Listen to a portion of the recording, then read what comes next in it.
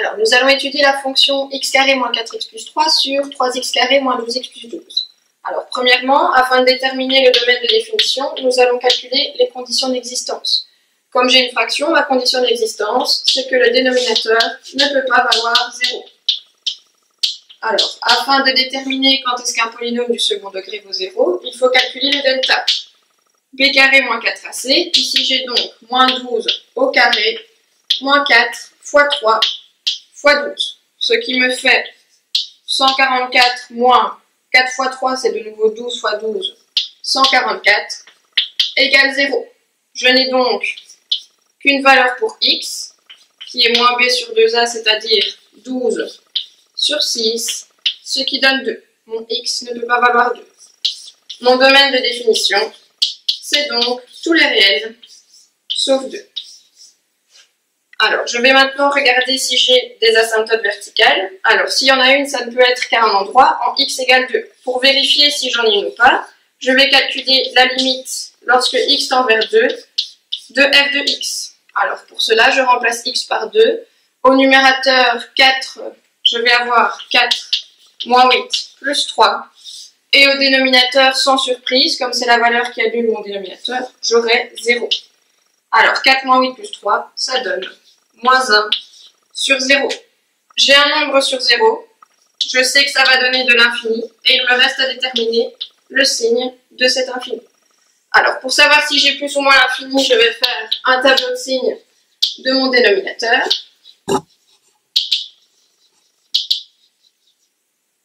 Qui est 3x carré moins 12x plus 12.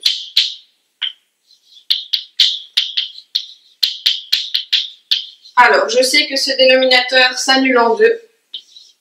C'est un polynôme du second degré, donc son signe est le signe du coefficient du x carré partout, sauf entre les deux zéros, mais ici je n'en ai qu'un. Donc comme le signe du coefficient du x carré est positif, j'ai plus partout.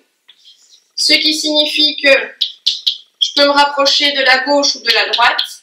De 2, je vais dans tous les cas avoir moins 1 sur 0 plus, et moins sur plus, ça me donne moins l'infini. J'ai donc une asymptote verticale en x égale 2, et je sais que de chaque côté de cette asymptote verticale, ma fonction va tendre vers moins l'infini. Alors, ensuite, afin de déterminer si j'ai une asymptote horizontale ou une asymptote oblique, je vais effectuer la division euclidienne. Je dois diviser x carré moins 4x plus 3 par 3x carré moins 12x plus 12.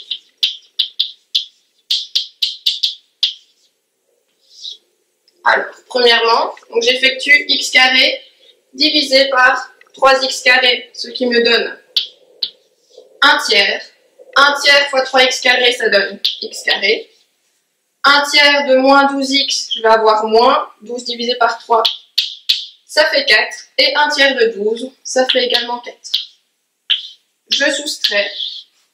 Les x carrés s'en vont.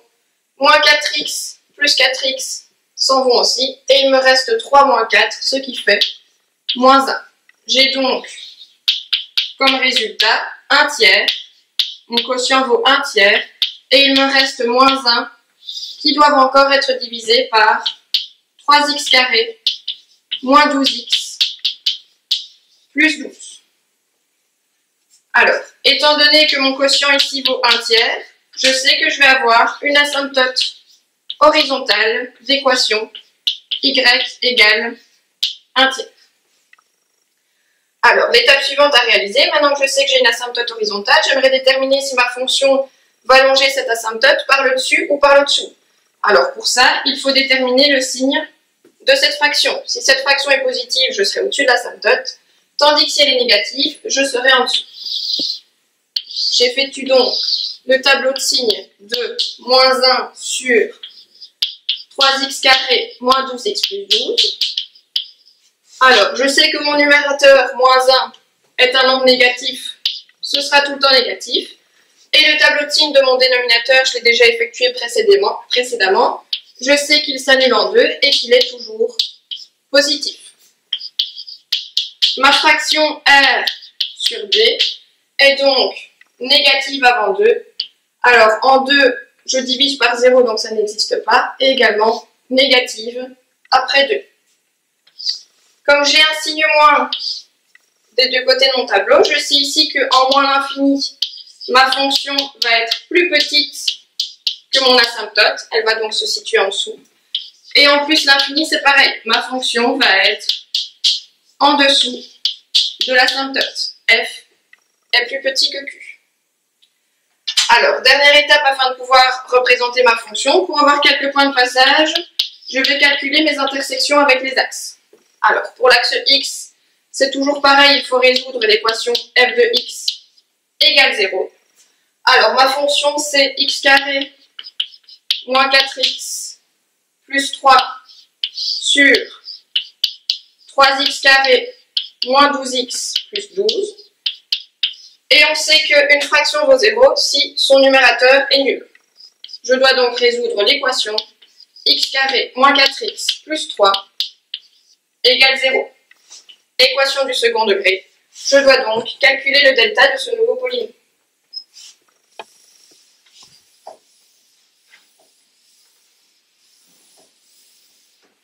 Alors, je suis en train de résoudre l'équation x carré moins 4x plus 3 égale 0. Je calcule mon delta. Moins 4 au carré, moins 4 fois 1 fois 3, ça me donne 16 moins 12, ce qui vaut 4. Mon delta est positif, donc je vais avoir deux solutions. 4 plus ou moins 2 sur 2, c'est-à-dire 3 ou moins 1.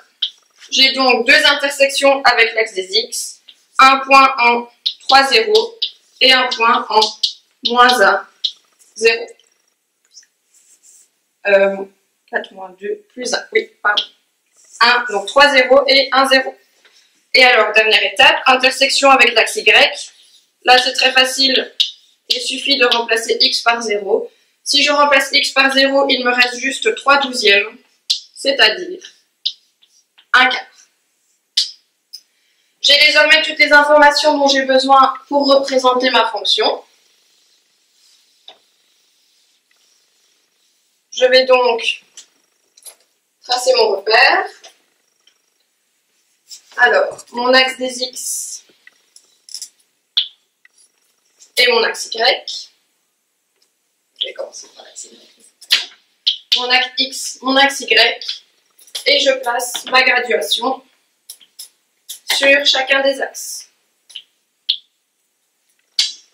Alors, je commence par placer mes asymptotes verticales. Je sais que j'avais une asymptote verticale en x égale 2.